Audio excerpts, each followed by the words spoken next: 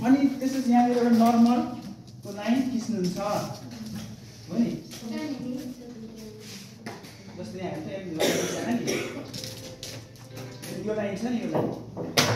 यो एउटा नर्मलको लाइन छ नि भनेको त्यहाँ एउटा रेक्टेंगल बन्छ माथि चाहिँ एउटा नर्मल खिच्नुहुन्छ कि हैन हो नि अब नर्मल खिचेको त्यो नर्मलबाट तपाईले 30 डिग्री बनाए पनि हुन्छ 40 डिग्री बनाए पनि हुन्छ यदि तपाईसँग प्रोट्र्याक्टर छैन भने चाहिँ जुनसुकै पोइन्टहरु त्यो दुईटा पिन हाल्दा हुन्छ ल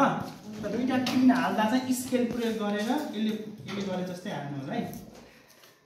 जस्तै यहाँ त यो लाइन छ नि यो लाइन त उले त एंगल नापेर गरेछ नि हैन यदि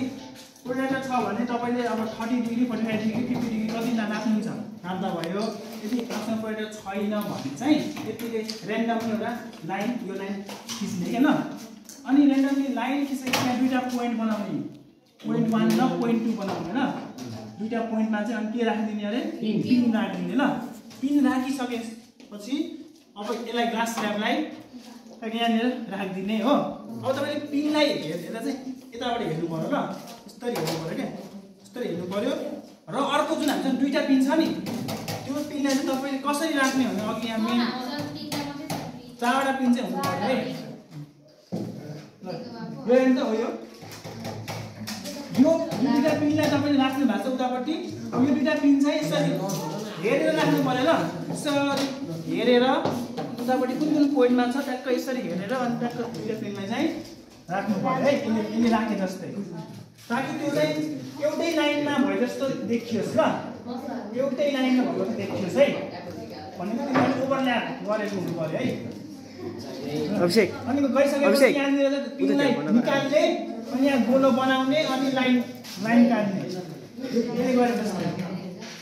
पिनलाई यसले निकाल्छ यो पोइन्टमा अनि त्यसपछि चाहिँ लाइन काट्छ है त्यहाँबाट लाइन बनाउँछ अनि यहाँ पनि नर्मल बनाउँछ ल अब के बुझ्नु भयो बुझ्नु भयो नि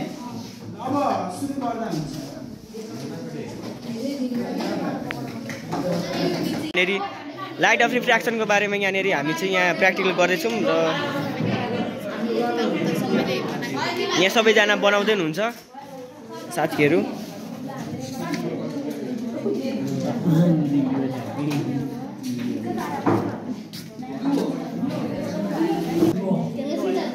त्यहाँबाट अब यता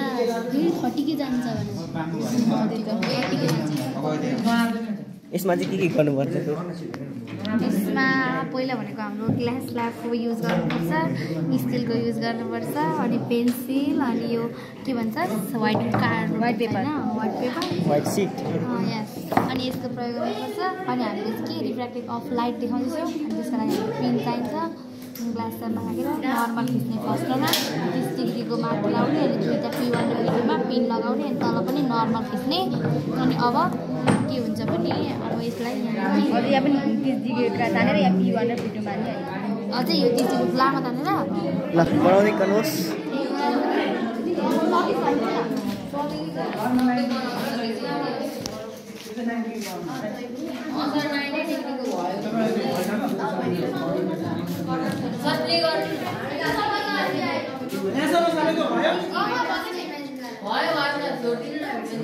त्यो लाइन चाहिँ हामीले 90 डिग्रीको तान्नुपर्दो रहेछ लाइट अफ रिफ्र्याक्सनको देखाउँदाखेरि चाहिँ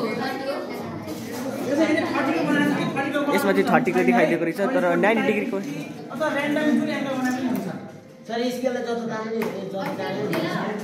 नर्मल 90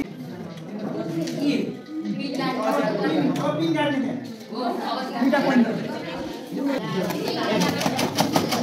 अनि यो भनेको चाहिँ के हो एकचोटि बुझाउनुहोस् त यो हामीले दुईटा